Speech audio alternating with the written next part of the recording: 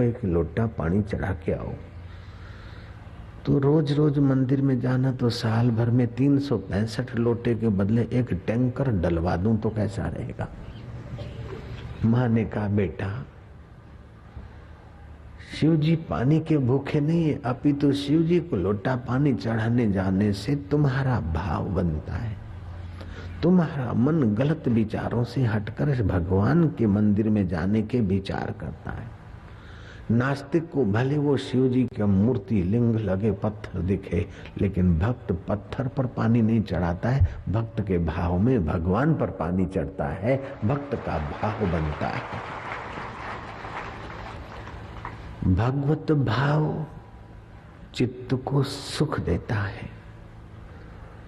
तो भगवत भाव बनाने के लिए रात को सोते समय भी ध्यान रखना चाहिए। कभी भी रात को सोते समय थकान के विचार लेकर, चिंता के विचार लेकर नहीं सोना चाहिए, नहीं तो जल्दी बुढ़ापे की कमजोरी आएगी। जैसे नादान लोग सूर्य के सामने, चंद्रमा के सामने खड़े होकर एक ही करते हैं, उनको पता नहीं कि सूर्य के सामने खड़े होकर एक ही करने से सिर दर्द के रोग पकड़ते हैं, और चंदा के सामने खड़े होकर पेशाब करने से धातु के रोग पकड़ लेते हैं।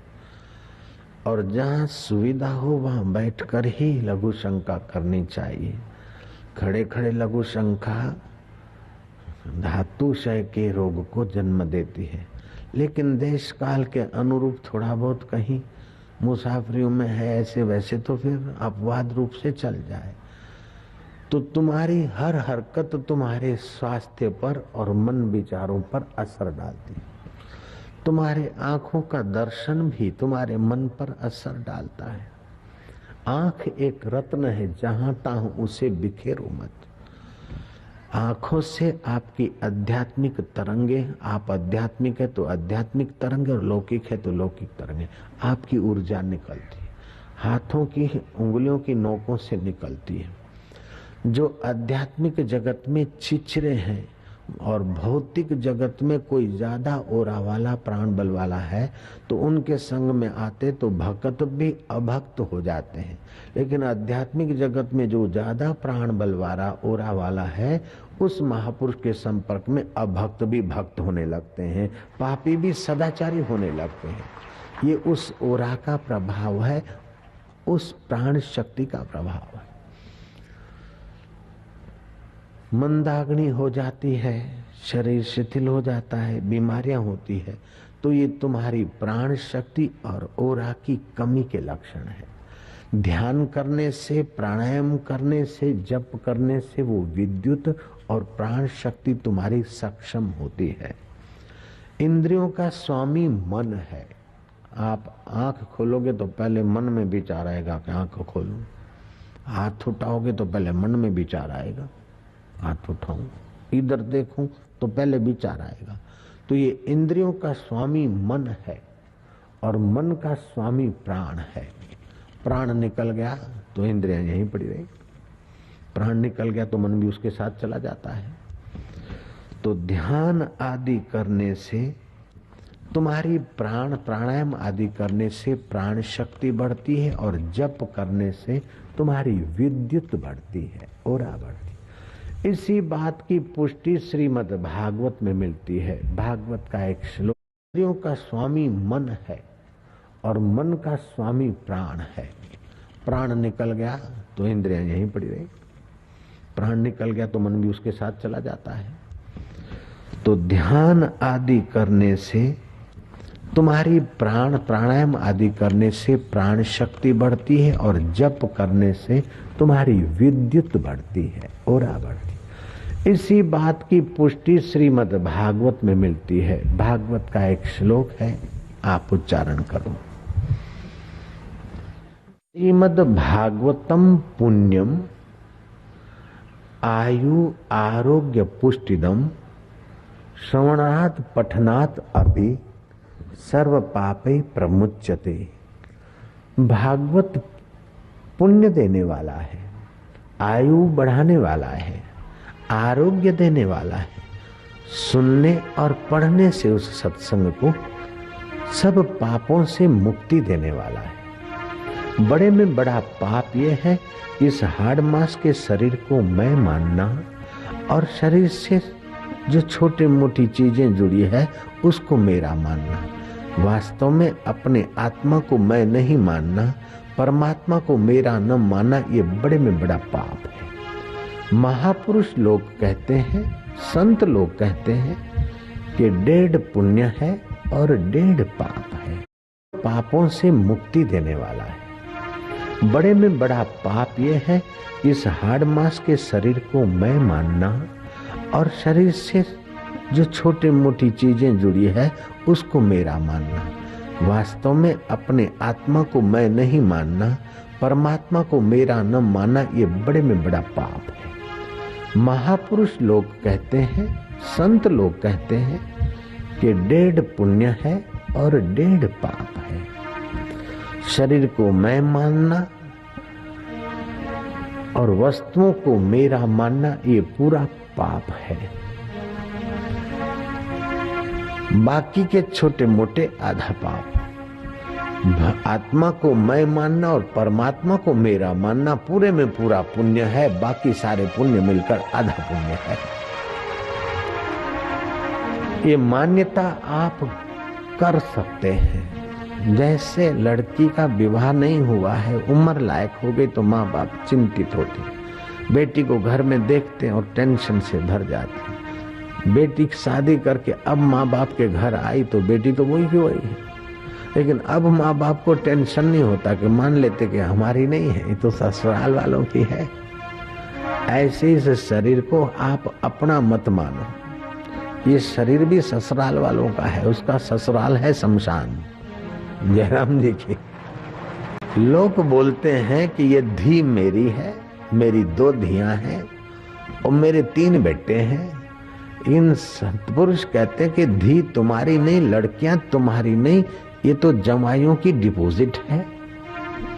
जयराम जी की उनको पढ़ाओ लिखाओ, खिलाओ पिलाओ, गहने गांठी दो और फिर जमाइयों को लड़की भी दो, ऊपर से दक्षिणा भी दो दान में, कन्यादान में।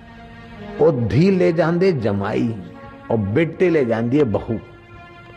आजकल के बेटे बहुओं की डिपॉजिट है। तुम्हारे बेटे कहने भर को है, लेकिन वो है बहुओं की डिपॉजिट। लड़कियां जमाइयों की डिपॉजिट और लड़के बहुओं की डिपॉजिट, और तुम्हारा शरीर है शमशान की डिपॉजिट, लेकिन तुम हो परमात्मा के और परमात्मा है तुम्हारा। इस प्रकार का ज्ञान तुम्हारा बढ़ जाए तो तुमको विकार और मौत धोखा नहीं देगी। नानक ने कहा, जन्म जन्म भर मत फिर्यो, मिट्यो न मन को त्रास। कह नानक हरि भज मना, निर्भय पावई वास। जन्म जन्म से ये भटकता आया जीव, कहीं मन की त्रास नहीं मिटी। ये मिले तो सुखी। 5वीं पढ़ ले बच्चे, समझते कि बस निश्चिंत। करते करते करते कॉलेज में एडमिशन तक आ गए कि हाश बस ये फर्स्ट ईयर पास हो जाऊं सुखी, ग्रेजुएट हो जाऊं सुखी। ग्रेजुएट हो गए, फिर बोले शादी हो जाए तो सुखी। शादी हो गए, बोले अब 2-4 साल हो गए, बबलू मिल जाए तो सुखी। वो बबलू भी आया, बबली भी आई, तो तीसरा चौथा बबलू आया। अब बोले अब बबलू पढ़ ले, जरा बड़ा हो जाए तो सुखी। बबलू ने पढ़ लिया, बड़ा हो गया। अब बोले महाराज जरा अच्छी कोई बहू मिल जाए तो। अच्छी बहू भी मिल गई, पूछो क्या हाल है? बोले बहू तो अच्छी है, लेकिन उसके मायके वाले कुछ देते नहीं तो तूने बेटा बेचा है क्या? दहेज के चक्कर में कहीं लग गयो यार तू।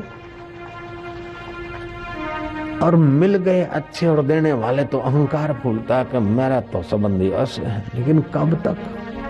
आखिर बुढ़ापा आ घेरता है, सिर पे हाथ रखकर दुखी होता है। क्या हाल है? बोले संसार में कोई सार नहीं। अभी तो समझा कोई सार नहीं, जब सारी जिंदगी निचोड़ डाली तब पता चल गया कि सार नहीं है। वो थोड़ा पहले पता चलता, और जहाँ सार है वहाँ कोई सतगुरु तुम्हें मंत्र दीक्षा देकर गोता लगवाता तो तू ऐसा दुखी होकर संसार से नहीं जाता। राम गयो रावण गयो ताको बहु परिवार, कह नानक थिर कछु नहीं स्वप्ने जो संसार। तो एक होती है आधी, दूसरी होती है व्याधि।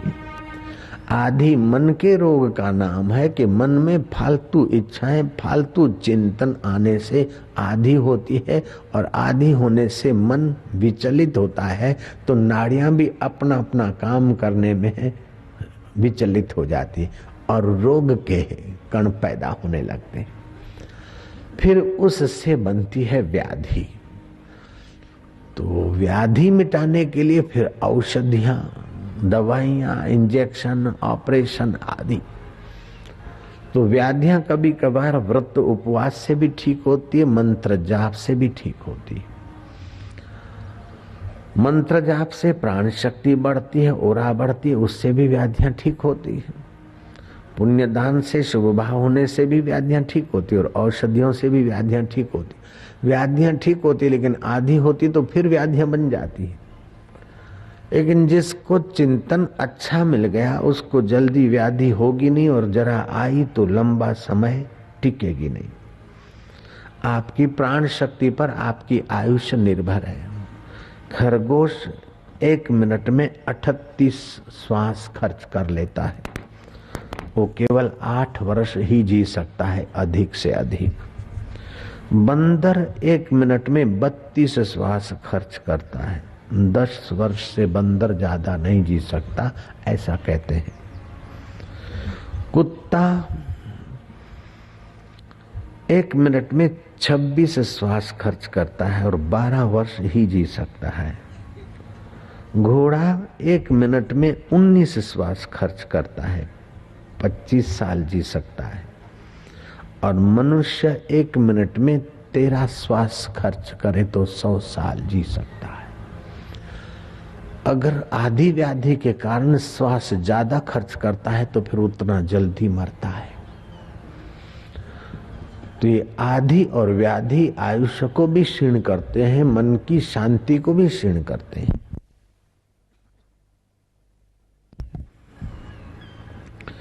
कछुआ 1 मिनट में केवल 5 श्वास ही खर्च करता है, वो हजार साल जी सकता है।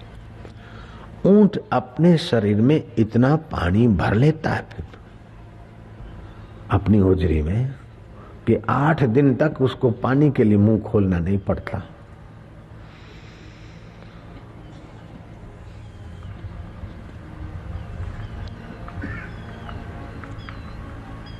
बघेड़ा इतना मांस खा लेता है कि 2-4 दिन उसे मांस के लिए मुंह खोलना नहीं पड़ता।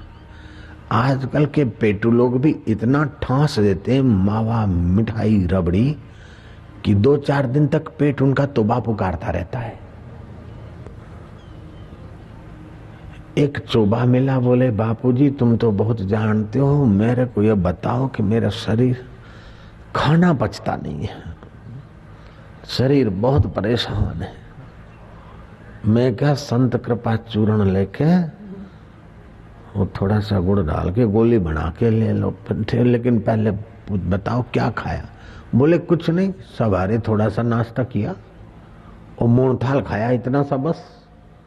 मैं और क्या खाया? बोले बस थोड़ी सी जलेबी खाई बस। अब खाली पेट मूंग थाल और जलेबी खावे तो जठरा का तो सत्यानाश हो जाएगा। खाली पेट तो तुलसी के पत्ते खाए, थोड़ा पानी पिए, घूमे घामे, फिर नाश्ता करे तो फल फ्रूट खाए, नहीं तो सुपाच्य नाश्ता करे और नाश्ते में खाए और मूंग थाल। दोपहर को क्या खाया? बोले आज भंडारा था बांके बिहारी का। क्या खाया? बोले इतने चावल खाए बस, खाली इतने।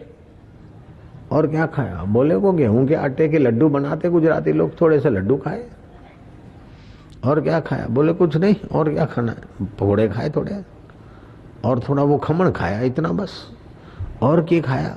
बोले और तो कुछ नहीं, वो सुबह की थोड़ी जलेबी पड़ी थी ठाकुर जी के भोग की, और मूंग थाल पड़ा था वो थोड़ा खा लिया। और भी कुछ खाया? बोले और तो कुछ नहीं, पचता ही नहीं। और क्या खाए? और लस्सी पी थी। अरे भैया लस्सी पीने से तो स्वास्थ्य पे हानि होती है। लस्सी को रगड़ रगड़ के मक्खन अलग कर ले, फिर भले मक्खन खा ले, लेकिन मक्खन में वो बलौना बराबर नहीं किया और ऐसे ही दही को रगड़ मार दी, वो स्वास्थ्य के लिए अच्छा नहीं। दही को इतना मत हो कि मक्खन अलग और मठा अलग, फिर खाना चाहिए। बोले बापूजी ये सब तुम जानो, मैं तो बस ये हो गया। मैं क्या ऐसा करो, तुम संत कृपा चूर्ण साधक लोग बनाते, किसी फार्मेसी के पास हो तो करोड़ों रुपया कमावे, साधक बनाते और बेचारे सेवा भाव से देते। तुम संत कृपा चूर्ण का शरबत बना के पियो, ये तो तुम्हारे अंदर जगह नहीं होगा। तुम ऐसा करो, संत कृपा चूर्ण की गुड़ में डाल के गोलियां 2 बना के ले लो। बोले बापूजी तुम कैसी बात करो, वो 2 गोलियां रखने की जरूरत होती तो 2 लड्डू और नहीं रख देता मैं। जयराम जी की। तो ये जीव का चटोरापन है, नाहक की बीमारियां ले आता है। इसलिए मन रूपी देवता को समझाओ कि जीव का चटोरापन करके जीव को कितना भी स्वाद दिलाओगे, एक दिन जड़ जाएगी। उसके पहले तू अपनी आयुष्य क्यों जलावे। स्वास्थ्य के अनुरूप हो उतना ही खाए और वैसा ही खाए। अगर चटोरापन करते हो तो रक्त में विकार होते और फिर खून की खराबी के कारण कई बीमारियां पैदा होती। हाजमा बिगड़ जाता है अधिक खाने से। कभी कभार हफ्ता में 1 दिन उपवास रखो, लेकिन उपवास में फिर तला हुआ वो हो, मिर्च मसालेदार फलहारी नहीं। उपवास में केवल फल का रस या सात्विक फल ले लो। शरीर स्वस्थ रखो। मन को प्रसन्न रखने के लिए सवेरे खुली हवा में थोड़ा धूप धाप कर लिया। खुली हवा में नाक से लंबे श्वास लो, जिससे जीवन शक्ति बढ़े, ओरा बढ़े। 10 लंबे श्वास लिए और धीरे धीरे मुंह से छोड़े। नाक से लिए मुंह से छोड़े, मन प्रसन्न रहेगा। बोले बाबा जी मेरे को तो फलानी बीमारी है, ढींगनी बीमारी है, लेकिन सारी बीमारियों का मूल है तुम्हारी प्राण शक्ति और बिजली शक्ति की कमी। बिजली शक्ति की कमी है। मंत्र जाप करो तो जैसे डायनामो घूमने से ऊर्जा बनती है, ऐसे मंत्र जाप से विद्युत बनती है। और दूसरा, सूरज के किरणों में बैठो और नाभि के पास एक केंद्र है, मणिपुर केंद्र। वो तुम्हारे शरीर के सारे केंद्रों को वातावरण में से ऊर्जा लेकर देता रहता है। रोमकूप से तो तुम्हारी ऊर्जा थोड़ी थोड़ी बिखरती है और क्रोध में आती हो तो अति बिखरती। इसलिए क्रोधी आदमी थोड़ी देर में थरथराने लगता है, क्योंकि उसकी ऊर्जा के कण थरथराते हुए निकलते हैं। महसूस किया जा सकता है बारीकी से। तो जरा जरा बात में आवेग न आए, ऐसा सुबह संकल्प करो कि आज जरा जरा बात में मैं क्रुद्ध नहीं होऊंगा, जरा जरा बात में मैं अशांत नहीं होऊंगा। क्योंकि क्रुद्ध और अशांत होने से तुम्हारे श्वास ज्यादा खर्च होते हैं, आयुष्य कम होता है। इसी बात को नानक जी ने कहा कि ब्रह्म ज्ञानी की दृष्टि अमृत वर्षी। बंगाल में हो गए चैतन्य महाप्रभु। वो हरि बोल हरिओम हरि नाम का उच्चारण करते थे। बंगाली में थोड़ा मुंह को खोलकर भाषा बोलनी पड़ती है। जैसे हम लोग चावल बोलते हैं, तो अगर मैं बंगाली में बोलूंगा तो चौवल। हम बाबा बोलते हैं, बंगाली में बोलूंगा तो बावा। हम बल बोलते हैं, बंगाली में बोलूंगा तो बॉल बॉल। तो ऐसा हो जाता है, बावा चौवल बोल भारत। तो जरा इस प्रकार का टोन है। तो देखा कि संसार के प्रकृति के बल तो अपनी सीमा तक है, वास्तव में प्रकृति को भी बल मिलता है हरि का। तो हरि बोल ही बोल, बाकी सब ऐसे ही।